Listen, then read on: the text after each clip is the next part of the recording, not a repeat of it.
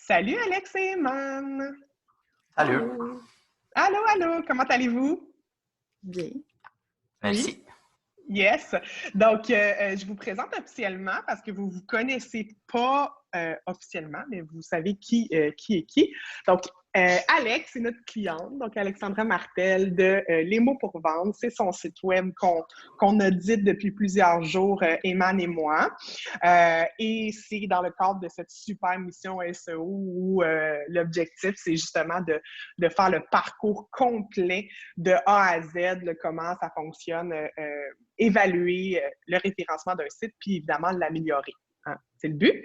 Et Eman, c'est mon collègue, mon ami, mon acolyte de SEO depuis plusieurs années, 5-6 ans qu'on travaille ensemble. Et dès le départ, j'ai voulu l'impliquer dans ce projet-là, Eman, parce que t'étais mon expert, t'es ma référence et mais ça permettait de rendre le tout plus dynamique, de pouvoir échanger ensemble. Donc voilà, les présentations sont faites. Dans les dernières semaines, Eman et moi, Alex, on a commencé à analyser l'information de ton site. En fait, l'info qui était déjà accessible. Donc, on n'avait même pas besoin que tu mettes ton nez tout de suite dans le projet. Quoique, on s'était parlé au début pour évidemment lancer Ouais. le projet. C'est un peu ça que je veux qu'on voit aujourd'hui ensemble. Donc, tu es prête? On va te présenter. Ben oui, j'ai hâte. J'ai hâte de voir ça. Parfait. Donc, notre début d'analyse. Eman, est-ce que tu veux que je partage mon écran ou tu t'en... Oui? Référence. Donc, tu partages ton écran et juste on va montrer qu'est-ce qu'on a fait essentiellement. C'est l'analyse des mots-clés qu'on a fait ensemble la dernière séance. À mon avis, c'est le point de départ. On va Oui, commencer avec cela et on va voir après, voilà, qu'est-ce parfait. qu'elle va proposer comme liste de mots-clés aussi. Excellent. Donc, il y a deux choses. Hein. Il y a les mots-clés sur lesquels tu te positionnes déjà et Ouais. les mots-clés sur lesquels tu veux te positionner. Donc, c'est vraiment ces deux choses complètement différentes. Et c'est la première chose qu'on a analysée, puis on a extrait une liste. Il y en avait beaucoup, beaucoup, beaucoup des mots-clés sur lesquels tu te positionnes déjà comme tous les sites. Là, on se positionne sur beaucoup de mots-clés et souvent même sur des mots-clés un petit peu étranges. Donc, on les a. Je vais juste te montrer ça. Tu vas voir, il y en a. Ah oui, celui-là, il me fait bien rire. Allô les gars, ça va ou ça vend? Bon, moi, il y a le mot vent. Et il y en a d'autres qui n'ont vraiment pas rapport. Donc, évidemment, on les a écartés. On a écarté aussi des mots-clés qui, oui, peuvent être pertinents, mais que soit que tu es vraiment trop loin, tu es au-delà de 100 positions. Donc, ça serait un énorme travail, peut-être dans une phase 2 ou 3. On les a écartés pour le moment, puis il y a aussi des mots-clés qu'on a écartés parce que le volume de recherche est beaucoup trop bas. Donc, on va se concentrer sur certains mots-clés. Donc, Eman, je te cède la parole. Voici le tableau ici qu'on a créé ensemble. Donc, on t'écoute. Voilà, donc on a commencé avec une liste, je pense, de 700 lignes, c'est-à-dire 700 mots-clés, et ça représente les requêtes pour lesquelles le site est positionné, ou bien au moins, si on veut être plus précis, au moins il y a une page que s'affiche sur les 100 premiers résultats, les 10 premières pages de Google, pour cette requête en particulier. Donc, qu'est-ce qu'on a fait globalement? On a fait essentiellement de la filtration. On a limité, par exemple, qu'on ne va pas s'intéresser pour le moment pour les requêtes qui ont eu un nombre d'impressions inférieur à 50. On ne va pas s'intéresser beaucoup à des requêtes qui n'ont pas un bon taux de conversion, le CTR ici, donc la troisième, bon, la colonne E finalement. Et on a fait, disons, la filtration par rapport aux positions pour avoir une idée sur l'ensemble des mots-clés. Donc, comme on le voit ici, bah, ça commence par les mots pour vendre, c'est le nom du domaine, c'est le nom de marque, c'est voilà, c'est l'identité finalement. Et c'est logique. Et bien sûr, on aime bien qu'on soit positionné ou bien qu'on occupe la position 1 pour notre nom de domaine.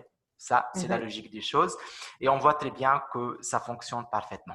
Quoique ici, la toute première remarque pour donc Alex et pour Patricia, c'est que on voit il s'agit d'une seule requête, mais il y a 2 pages minimum pour lesquelles la requête elle se positionne. Alors là, il y a la notion de cannibalisation, c'est-à-dire ça peut arriver que Google et l'algorithme de Google, il va essayer de trouver quelle est la page la plus pertinente pour positionner les mots pour vendre et ça va être un peu mélangé pour lui. Quoique, à mon avis, c'est clair que la deuxième, On voit très bien nombre de clics 1070, impression 1287, avec un taux de clic 83%, avec la position 1. Donc, c'est clair et net qu'on doit mettre donc toute la concentration, par exemple, pour cette requête, pour la page d'accueil, et c'est logique, même sans entrer dans les analyses. Donc, c'est la logique des choses, d'accord? Donc, ça, la toute première remarque, à mon avis. Puis, on trouve Alex Martel. Voilà, donc, c'est la logique aussi. Donc, après, le nom de domaine, c'est, disons, donc, la personne derrière donc, cette affiche-là, c'est Alex Martel.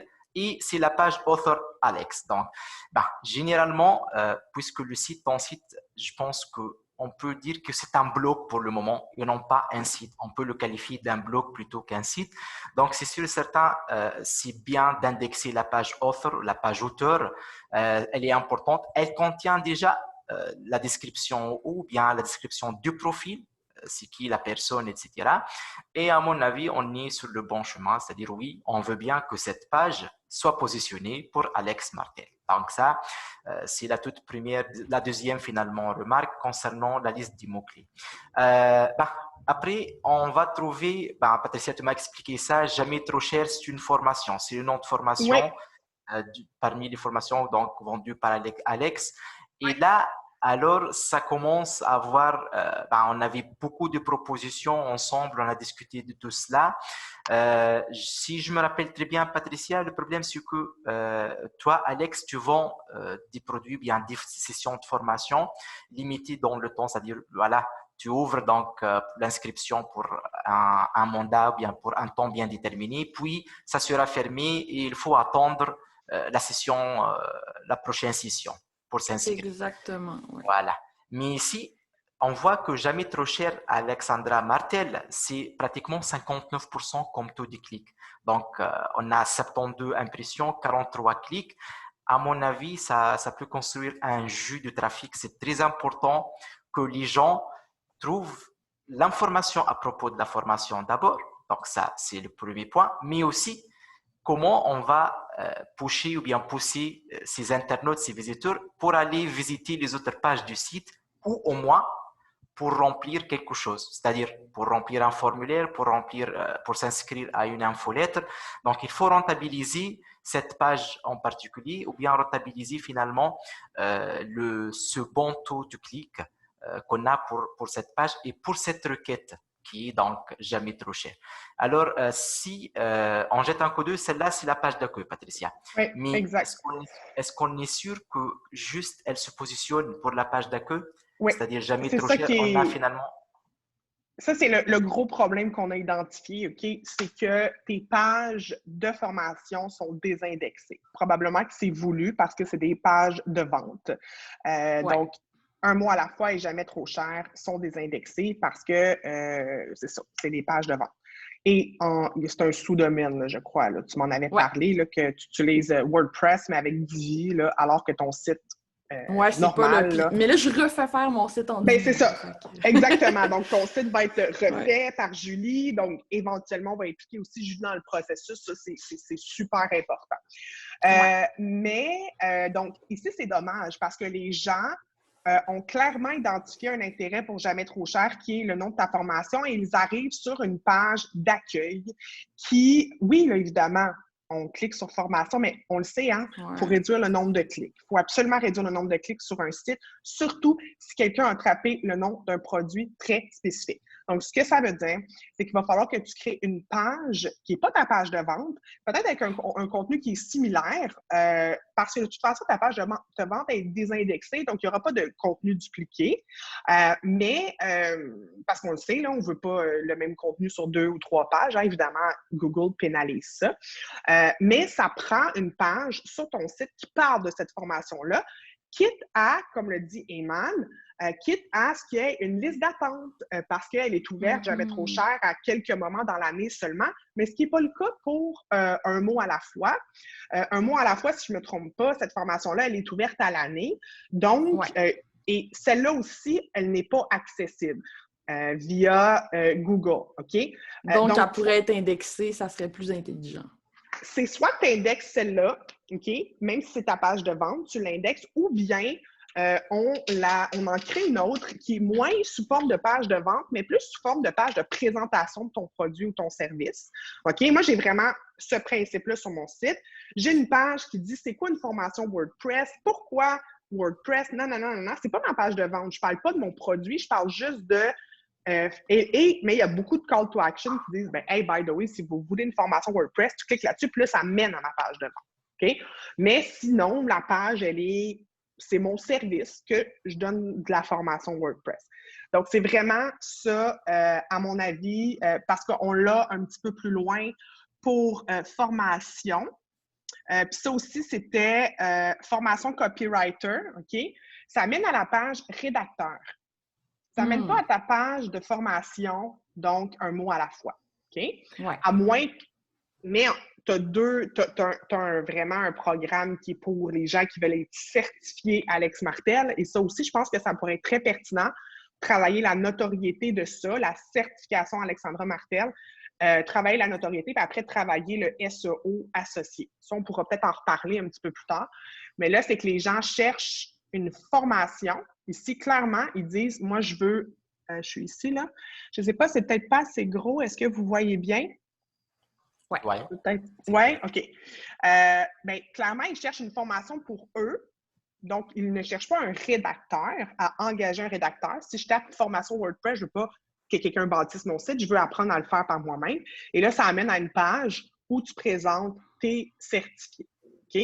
Donc, ça, c'est parce que Google a cherché par lui-même et il a trouvé que c'était cette page-là la plus pertinente parce qu'il n'y en a pas d'autres pour l'instant parce que celle qui existe est ici. Et si on va dans le code source, c'est Mais je peux être sincère avec toi, je pense même pas que c'est. J'ai pas été exprès, genre, de les désindexer. Je sais même pas comment j'ai fait ça, genre. Ben, non, je peux. Peut-être Alex, peut-être la logique est là. Juste la personne qui l'a développé, il a la logique des choses. Lorsqu'on a une landing page, on doit la désindexer et on doit now index, now follow. On interdit les robots de les suivre parce qu'on va l'utiliser pour un moment bien déterminé. Une fois l'affaire est faite, donc on va plus l'utiliser. C'est la logique finalement, d'accord? Par exemple, de désindexer des pages, moi, j'ai des pages, des landing pages, j'en ai créé une pour chacun de mes affiliés pour une de mes formations. Le contenu est exactement le même, c'est juste que c'est les liens, que c'est leur lien d'affilié. Je les ai toutes désindexées, puis j'ai fait un canonical qui mène vers ma page à moi. Un canonical, ça veut dire Google, ces pages-là, de un, j'ai des index, on ne sait jamais, hein, Google peut les voir pareil. Même si on dit non, là, Google, c'est lui qui décide ce qu'il fait. Il pourrait, donc, mais je leur dis, la vraie page, c'est ma principale page de vente, c'est la mienne avec mon lien d'affilié à moi. C'est ma formation. Donc, tout le jus serait ramené sur cette page-là. Donc, ça, il n'y a pas de problème, on peut le faire. Mais oui, c'est logique, comme dit Eman, on fait ça là, tout le temps. Là, quand tu fais une page de vente, tu la désindexes. Là, c'est fait comme ça parce qu'il y a une autre page sur ton site qui parle du produit, mais qui est moins axé vente, qui est plus axé information. Ouais, c'est parce que moi, j'ai pas ces pages-là. Mais tu sais, j'ai même pas de page à propos, là. C'est ça, mais pas encore, mais clairement que c'est vers là qu'on va... Parce que c'est sûr qu'on va t'envoyer là parce que le trafic est là, le taux de clic est là. Tu sais, je veux dire, tu as des super beaux taux de clic, là. Si on regarde ça, il y en a qui sont plus bas. On va essayer de voir, de comprendre pourquoi. Mais sinon, il y a quand même des choses intéressantes à faire. Puis les positions, tu sais, certaines positions, il y en avait une qui était... Ah, ça, c'est intéressant, là, le syndrome de Dunning-Kruger, qui est un élément... Tu as un article de blog sur le sujet et ça fait partie de ta formation. Puis quand on a parlé de ça, Eman et moi, la semaine passée, le syndrome de Dunning-Kruger, on s'est reconnus les deux à 100% là-dedans. Là. Au début, tu penses que tu es bien hot, là, puis tu connais tout sur un sujet, puis finalement, tu te rends compte que tu es vraiment... à apprendre encore. Tu as beaucoup à apprendre, exactement.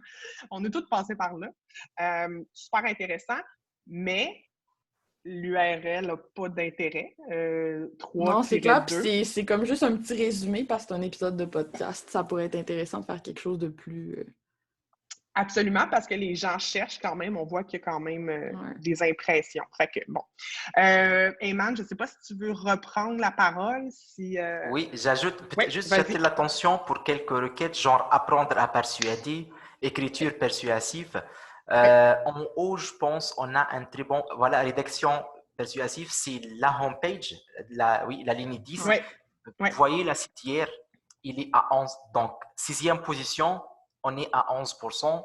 Donc, imaginez top 3 avec 125 impressions. À mon avis, c'est parmi les mots-clés les plus importants pour la homepage, pour la page d'accueil. Donc, ça, il faut bien noter tout cela. L'idée ici, Alex, c'est quoi? C'est que c'est sûr et certain, le site a été lancé. Il a un très bon contenu. Tu es connu par tes formations, par les noms de tes formations, tout est là, mais il n'y a pas vraiment une structure dès les débuts, c'est-à-dire, donc on n'a pas une structure, je parle bien d'une structure SEO ici, d'accord? Et c'est pour cela, l'objectif finalement, comme j'ai discuté avec Patricia l'autre fois, c'est-à-dire notre objectif dans cette mission, super mission SEO, si oui, on veut bien positionner le site pour certaines requêtes et pour certains mots-clés, mais aussi bien, c'est qu'on donne de la matière pour le prochain site que tu vas donc le lancer. Ça sera un site, c'est-à-dire c'est pas un blog, c'est un site qui peut contenir un blog, etc. Donc, vous allez trouver de la matière pour bien rédiger les pages et le contenu des pages, pour bien rédiger les articles.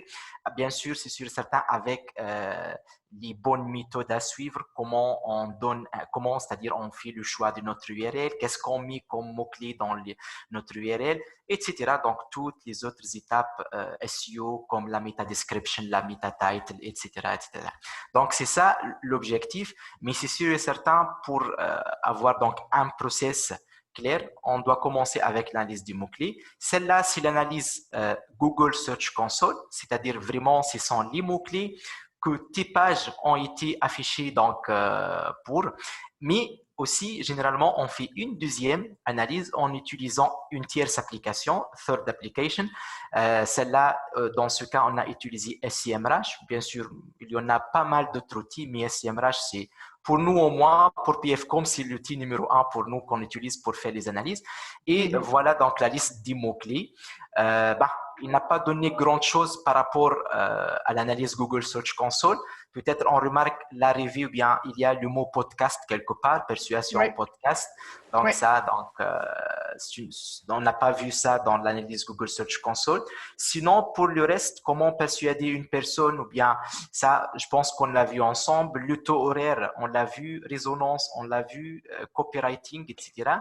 Donc ça n'a pas apporté grand-chose.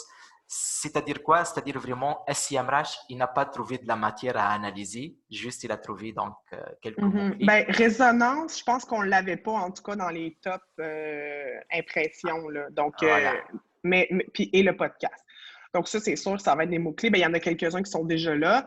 Puis, juste pour revenir, mettre en contexte les gens qui nous écoutent, là, Alex, donc tu as un service de formation en rédaction persuasive, donc, mais également en pricing, qui est ton autre... qui est mon autre thématique. Exactement. Exact. Et qui prend de plus en plus de place. Tu as la formation déjà. Éventuellement, tu vas sortir un livre aussi sur le sujet en septembre 2021. Et on avait donc identifié ces mots-clés-là. Et c'est là, tu me dis si je me trompe, Eman, où on peut commencer à parler des mots-clés sur lesquels tu voudrais te positionner. Me positionner. Exactement. Donc, formation copywriting, tu te positionnes déjà, mais on voit que formation en rédaction, on ne l'a pas vu. Si je me trompe, il n'est pas là. Rédacteur en ligne, mais ce n'est pas formation. Si je regarde ici, je pense que, c'est ça, on avait formation en copywriting. Sinon, c'est ça, le mot formation copywriter puis formation copywriting. Donc, on en a deux ici, mais tu n'es pas encore positionné, tu es ici à 53 et ici à 85. Donc, c'est sûr que ça, non, juste lui au-dessus à 84. Donc, c'est sûr que ça, c'est à travailler. Sinon, je vais juste retourner donc ici. Donc, si on sort la liste des mots-clés sur lesquels tu souhaites réellement te positionner, je vais les mettre ici. Donc là, je vais juste toutes les mettre ici. Donc, mots-clés Alex. Donc, on a ceux-ci pour ta formation Les mots pour vendre, qui s'appelle un mot à la fois, mais je crois que tu vas... bientôt, je vais la renommer. Là. Ça fait partie du processus. Parfait. Et on avait ça ici. Donc, on va regarder ça ensemble. Puis, Eman, j'aimerais aussi avoir ton feedback là-dessus. Donc, formation en rédaction web, je pense que c'est bon. Formation en rédaction, formation en copywriting. Bon, tarif, taux horaire, prix, comment charger, travailleur autonome, artisan, PME, ça, c'est tes publics cibles. Comment fixer son prix. Est-ce qu'on en avait d'autres? On va faire le ménage, là. Rédaction persuasive aussi, je pense. Ouais, rédaction persuasive, oui. c'est vrai que ce serait cool. Oui, parce que c'est pas mal. Peut-être genre comment devenir copywriter ou quelque chose du genre, là, tu sais. Ouais, comment devenir copywriter comme ça. OK, parfait. Ensuite, voyais-tu d'autres choses? Au niveau tarif, taux horaire, prix, comment charger, je préfère qu'on donne concrètement, c'est-à-dire quelles sont les requêtes qu'une personne peut taper lorsqu'il cherche de telles informations, d'accord? Comment fixer, voilà. Son taux horaire. Combien charger de l'heure? Ça doit être vraiment beaucoup cherché. Ça ici. Patricia, on peut utiliser l'autocomplete de Google, par exemple. Il va nous donner pas mal d'idées. Et comme ça, on donne aussi aux gens quelques idées comment ils peuvent enrichir la liste primaire. C'est très important. Absolument. Exactement. C'est la prochaine étape. Mais je trouve ça bien de les sortir vraiment de notre tête. Puis après, on va valider. Pricing de valeur, peut-être. J'aimerais ça. Oui, parce que c'est ça ton cheval de bataille. J'en parle beaucoup. Oui. Peut-être comment charger à sa valeur. Oui. Ici, juste taux horaire. Pour mes rédacteurs, là, ça pourrait être pertinent aussi quelqu'un qui cherche un copywriter, mettons. Oui. Engager un copy. Je ne sais jamais comment écrire copywriter. Comme ça. Good job. J'inverse tout le temps le W puis le R. OK, engager un copywriter. Puis, j'aimerais peut-être aussi inclure travailleurs autonomes parce que c'est beaucoup, beaucoup ça, ton public, les PME aussi, mais c'est sûr que quand tu charges à l'heure, très souvent, c'est parce que tu es travailleur autonome. Donc, aurais-tu une expression que tu penses que les gens écrivent avec travailleur autonome dedans? Eh boboy, je sais pas. Je sais pas. Fixer son prix comme travailleur autonome, je sais pas. Non, c'est ça ou combien charger comme travailleur autonome, combien charger. Combien gagne un travailleur autonome, peut-être aussi. Oui. Si tu as des idées, là, Evan, combien gagne un travailleur autonome? Est-ce que vous pensez par exemple, je ne sais pas, facturation pigiste à l'heure, c'est-à-dire si on intègre le mot pigiste, le mot freelance, pigiste ça sonne? Aussi, j'aille pas ça. Taux horaire pigiste, puis taux horaire freelance, c'est beaucoup en Europe, en France qui disent ça. Freelance. OK. Juste peut-être un point important aussi, on a identifié ensemble, Patricia. Alex, tu as un très bon nombre de visites venant de la France, même ça dépasse les visites venant du Canada. Okay. Et je pense que ça fait partie de ton public cible finalement. Oui, j'ai 25% à peu près en ce moment de ma clientèle qui est hors Québec. Au moment où on se parle. C'est bon. C'est bon. OK, fait qu'on va aller sur Google. Là, moi, en ce moment, je suis en France, fait que ça se peut que ça... Mais c'est pas grave, de toute façon, ça fait partie de tes... Fait que peut-être ici, justement, tu sais, combien charger comme travailleur autonome. Donc, ça nous permet, comme tu le disais, Eman, de montrer la fonction d'autocomplétion. Donc, comment charger, puis là, je l'enlève, là, puis là, on voit, bon, évidemment, bon, comme travailleur autonome, je venais de le mettre. Combien... Peu pour un logo. C'est vraiment bon. Ça ferait un bon article. Comment charger pour un logo? Oui, hein? Oui, absolument. Parce que c'est intangible, les bénéfices pour un graphiste, tu sais, fait qu'ils ont vraiment de la misère à fixer leur prix. Oui. Puis même les rédacteurs aussi, là, tu sais, parce que tu le dis. Les graphistes, les rédacteurs, les photographes, tout ça. Oui, absolument. Donc, ça pourrait être des pièces de contenu très, très spécifiques. Donc, comment charger pour un photographe. Puis, on verra là, à peaufiner ça, là, à mettre ça plus beau, là, mais juste pour lancer des idées. Comment charger taux horaire pour un rédacteur, peut-être? Taux horaire pour un rédacteur. Si je fais formation en rédaction, donc rédaction web, rédaction professionnelle. Je ne sais pas si rédaction en français, rédaction en ligne, rédaction professionnelle, je ne sais pas si c'est quelque chose. C'est ça, moi je suis en France, fait que c'est peut-être plus une expression qu'on utilise ici. Mais ça pourrait, tu sais, je ne pense pas qu'on va le mettre, là, mais ça pourrait, c'est l'idée d'autocomplétion. Puis après, les autres informations qu'on a, c'est les autres questions posées. Donc, comment rédiger des écrits professionnels, pourquoi améliorer ses écrits, comment bien faire une formation. Ce n'est pas tout à fait lié à ce que nous, on discute présentement, mais c'est pour montrer. Donc, les autres questions posées. Puis ensuite, un peu plus bas, tu as les recherches associées. Attends. Oui, sont ici. Il y a des recherches associées pour des livres, donc peut-être qu'éventuellement, ton livre va pouvoir se retrouver là quand on va parler de pricing. Et sinon, ici, c'est d'autres recherches. Donc, on pourrait dire, je vais juste mettre quelque chose qui me concerne en rédaction persuasive. OK. Donc, regarde, tu vois, tu sors ici. Ouais, puis mon épisode avec Oli de la tranchée sort en premier. J'avais pas vu Ah ça. oui! Ah, super! Ouais. Ben, ça, c'est bon. Fait que c'est pas ton site. J'espère que tu as un backlink sur ça. Ouais, j'ai un backlink sur ça, pas mal dessus. Parfait. Donc, dans les autres recherches, tu vois, des recherches associées, on a 15 minutes de persuasion qui est le nom de ton podcast. Ouais. Écriture persuasive, formation, c'est toutes des choses qu'on a déjà. Regarde, la tranchée formation, parce que tu as une de tes formations qui est sur la Qui est tranchée. sur la tranchée. Exact. Pourquoi devenir copywriter? C'est intéressant aussi. Ça pourrait être J'aime vraiment ça. Une pièce de contenu à cet effet-là. Donc, et tout ça, ça nous donne des idées, Il y a le Keyword Planner aussi de Google Ads.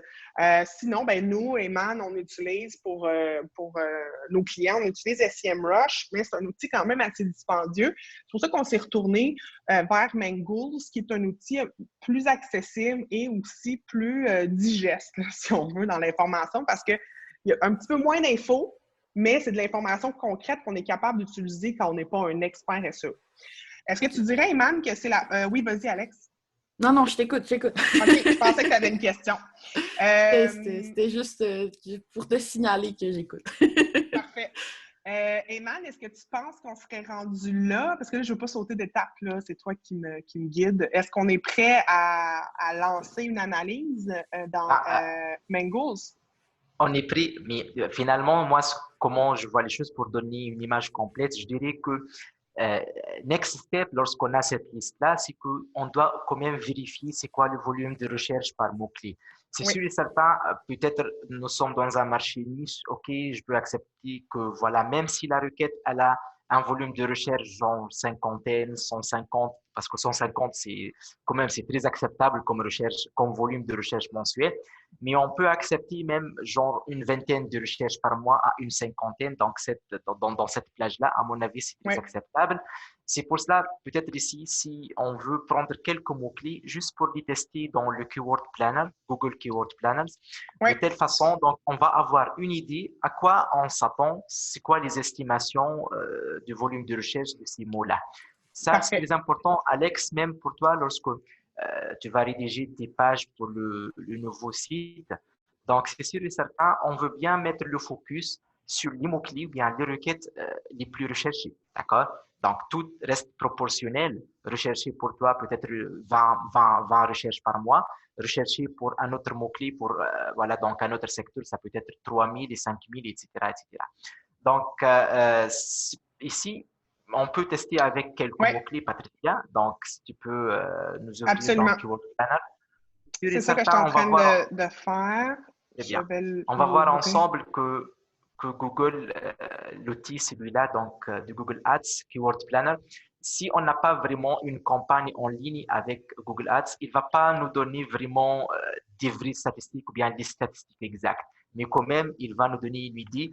Cette requête, elle est recherchée entre borne inférieure et borne supérieure. Et nous, généralement, par expérience, toujours, il faut prendre la borne inférieure. Donc, c'est sûr et certain, c'est aux alentours de la borne inférieure.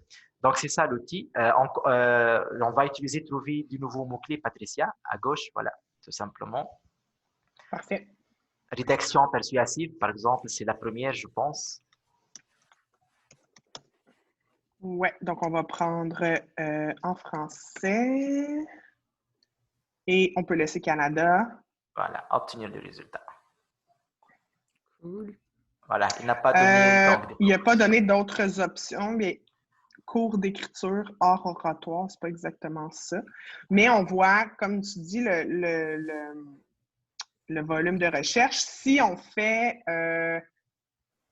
juste... Moi, j'aimais bien combien charger pour un logo. Genre, je suis vraiment curieux. Je suis sûre que c'est le genre d'affaire qui est cherché souvent. OK, ben regarde, on va regarder. Tu vois, rédaction web est cherché beaucoup plus. Puis la concurrence est faible quand même. Oui, c'est ça. Puis probablement que les gens ne savent pas encore. Tu sais, la rédaction web, ce n'est pas que de la rédaction persuasive. Il y a la rédaction SEO Ouais. aussi, d'autres types de rédaction. Mais Mais on quand même, pourrait-tu faire un article, mettons, c'est quoi la différence entre la rédaction web et la rédaction persuasive? Puis là, ça pourrait-tu se ranker sur rédaction web? oui, absolument. On pourrait tenter de le faire, tout à fait. Là, tu disais combien charger Pour un logo. Ça pour un m'obsède, je veux logo. savoir. Donc, on n'est pas très élevé au Ah, il n'y en a Canada. pas tant que Peut-être, ça. je pourrais peut-être mettre la France. Parce qu'on peut mettre les deux, hein? Donc, on a la Ouais. France et le Canada ici. C'est encore très bas. C'est sûr qu'on est sur de la longue traîne aussi. Donc, tu sais, c'est des mots-clés qui sont moins chargés, mais clairement que c'est des gens très qualifiés qui vont arriver sur ton site s'ils ont cherché ça. Fait que, tu sais, on va pouvoir regarder. Et dans Mangools, on peut aussi faire cette recherche-là. Donc, moi, j'irais, je ne sais pas ce que tu en penses, Eman, on n'aura pas les Oui. infos tout de suite parce que il y a un certain délai, donc on pourra les montrer quand on va présenter cette séance de travail-là là, via mon infolette, on va les mettre. Donc, dans le... non, je l'avais déjà ouvert ici. OK. Donc, on met les projets. Donc, on va ajouter ton site, donc les mots pour vendre.com. On est au Québec. Et on va venir ici mettre la liste des mots-clés, celle-ci, et celle sur laquelle tu es déjà positionné. On va aussi la prendre. Il y a des doublons. Je ne pense pas que c'est grave, hein, les doublons. Ça devrait... Sur certains, je n'ai pas testé encore avec Mangools, mais SEMrush, donc il va juste laisser, il va donc supprimer Il les va les doublons et laisser enlever. la liste nickel. Oui, je pense que c'est la même chose, on ne casse pas la tête. On va l'identifier après facilement, d'accord? Oui. Donc voilà, il nous demande d'être patient un petit 30 minutes, donc je vais Tout à pouvoir... fait. Quand on fera notre prochaine séance de travail, Eman, de toute façon, on va aller analyser ça. Mais juste rapidement, pour te montrer, je vais te montrer avec mon site, Alex, le type d'infos qu'on va avoir. OK? Donc, on a ton ranking. Dans le fond, c'est quoi ta position? C'est quoi le changement? Donc, si, par exemple, tu vois ici, moi, formation WordPress, je suis deuxième, bien, j'étais troisième il y a quelques temps, j'ai augmenté d'une position. Les mots-clés sur lesquels je me positionne pas encore, c'est 100 et plus. En fait, ils mettent 101. Ça veut dire que Google ne sait même pas que j'existe. Honnêtement, là, après 100, ça veut dire que tu es plus loin que la 10e page de Google. Rendu là, tu n'existes pas vraiment. Quand je tape, mettons, j'écris ici, donc, formation SEO. Là, c'est récent que j'ai commencé mon tracking, mais j'ai de l'information sur les positions. Tu vois, j'étais 7e au 5 juin. Je suis tombée 7e. C'est pas dramatique. C'est quoi la page qui rank? On la voit ici. C'est quoi l'historique des recherches? Là, je peux voir à travers les années, à travers les mois, comment, c'est quoi l'évolution. Tout ça, on peut le sortir sous forme de rapport. On peut regarder les 30 derniers jours. On peut aller un petit peu plus loin ou on peut aller depuis le début. Là, c'est assez récent que je track mon site là-dessus parce que, comme on disait, nous, on utilise pour nos mandats d'agence, on utilise SEMrush. Mais l'information est quand même super pertinente ici. Donc, on va avoir ce type d'information-là très bientôt pour ton site. Donc, dans une prochaine séance, on va pouvoir te donner cette information-là ici. Tu vois, ça commence à rentrer. On va le laisser travailler pour avoir toutes les informations. C'est bien cool. Oui, on va commencer à suivre. Eman, as-tu autre chose que tu voulais qu'on voit avec Alex aujourd'hui? Eman, est-ce que tu m'entends? Non, juste oui, j'ajoute une petite information. C'est sûr et certain, on va trouver une bonne liste des mots-clés, Alex. Est-ce que vous m'entendez, Patricia? Oui. Ouais, je pense que je vous ai perdu. Alors là, donc, j'ai dit que c'est sûr et certain, dans la liste des mots-clés qu'on a ajoutée sur Mangools, on va avoir une liste 101 et plus, c'est-à-dire aucune de vos pages n'est indexée ou bien n'est référencée pour les 100 premiers résultats. Et alors là, l'objectif, c'est quoi? C'est simple, c'est qu'on va créer du contenu pour bien positionner ces mots-là dorénavant sur le nouveau site, etc. Donc, nous, la liste finale, c'est quoi? Elle contient des mots-clés pour lesquels on se positionne pour le moment. Ça, c'est bon. Mais c'est sûr et certain, pour les autres mots-clés, on va créer du contenu pour bien positionner le site sur ces requêtes en particulier. Voilà, donc c'est ça ce que j'ajoute pour le moment. Tout à fait. Et les mots-clés sur lesquels tu te positionnes déjà et où il y a une forme de cannibalisation, on va aussi identifier à Google, ça c'est plus technique, mais on va le dire à Google via ton site, bien, c'est cette page-là qu'on veut que tu proposes aux gens et non pas telle autre. Okay. On va certainement te demander de bonifier les pages existantes. La page auteur, qui est quand même importante, on va essayer de bonifier. Peut-être qu'on pourrait mettre une photo de toi, d'autres éléments là, qui va présenter ton pedigree. Donc, ça, c'est des choses qu'on va te suggérer dans les prochaines semaines. Puis, c'est ça aussi qui va permettre... Là, on est juste en phase d'analyse, on n'est pas en phase optimisation. C'est ça qui va permettre de voir une évolution. Sachant que 3 mois, c'est le temps de la mission SEO. Oups, on vient de perdre des membres. Je pense qu'il y avait un petit problème de connexion. Sachant que 3 mois, c'est très court pour faire du SEO. Hein? On est plus sur 1 an, mais on va avoir établi les bases en 3 mois, c'est certain. Puis, on va continuer à suivre hein? Dans 6 mois, dans 1 an. Non, c'est ça, on fera un suivi dans 1 an pour voir ce que ça donne. Exactement. Juste avant, OK, Eman nous a rejoint. Hey. Est-ce que c'est bon? Juste avant qu'on se laisse, je vais te montrer aux gens qui nous écoutent la prochaine étape. La prochaine étape, c'est qu'on va commencer l'audit de contenu. Là, on n'a pas encore fait d'audit de contenu réellement. On a identifié des choses, on l'a vu, mais là, on veut aller voir vraiment ton site. On va le crawler, on va faire un crawl complet. Donc, tous les URL de ton site. Sachant qu'un site, les URL, ce n'est pas que les pages. Les images aussi, ont des URL. Et on va venir voir, donc, j'ai passé ton site tout à l'heure. C'est vraiment pas compliqué. Et Screaming Frog a une version gratuite qui va jusqu'à 500 URL. Là, tu vois ici, on a 148 URL. C'est vraiment un petit site, ton site. On va aussi le bonifier, le faire grossir. Et j'ai scanné. Et ça, dans notre prochaine séance de travail, Eman et moi, on va vraiment passer au travers. Moi, ce que je fais, c'est que j'extrais cette base de données-là et on l'analyse ensemble, voir comment on peut améliorer. On a vraiment beaucoup d'informations. On a le statut de la page. Est-ce que c'est une page qui est indexée ou non? Donc, on le voit ici. On a le titre 1. On a la métadescription. Là, on voit qu'il n'y a pas beaucoup de métadescription sur tes pages. On va voir également la structure de HN, H1, H2, H3. La structure qu'on souhaite. Ça aussi, on va en parler plus en détail. Il y en a qui est très intéressant sur tes thématiques, mais il va falloir peut-être bonifier. On a également le nombre de mots par page. Hein? On sait que c'est important, le nombre de mots. Tu as des pages très petites, 300 quelques mots. Tu en as d'autres un petit peu plus gros. On va voir aussi qu'est-ce que Google nous suggère en termes de quantité de mots pour bonifier ces pages-là. Donc, Screaming Frog nous donne une panoplie d'informations. On va extraire ça, on va mettre ça dans un Google Sheet, puis on va le travailler, Eman et moi, notre prochaine séance. Et on va te faire des recommandations aussi. C'est Eman qui appelle ça des quick wins, des choses qu'on peut faire rapidement sur ton site. Les métadescriptions, ça, c'est des choses, c'est des no-brainers. Ça prend 30 minutes, on arrange ça, puis on n'est même pas dans la création de nouveaux contenus, on arrange le contenu actuel. Donc, ça, c'est ce qui va faire partie des prochaines étapes. Eman, donc, tu es de retour avec nous. Est-ce que tu as un petit mot de la fin?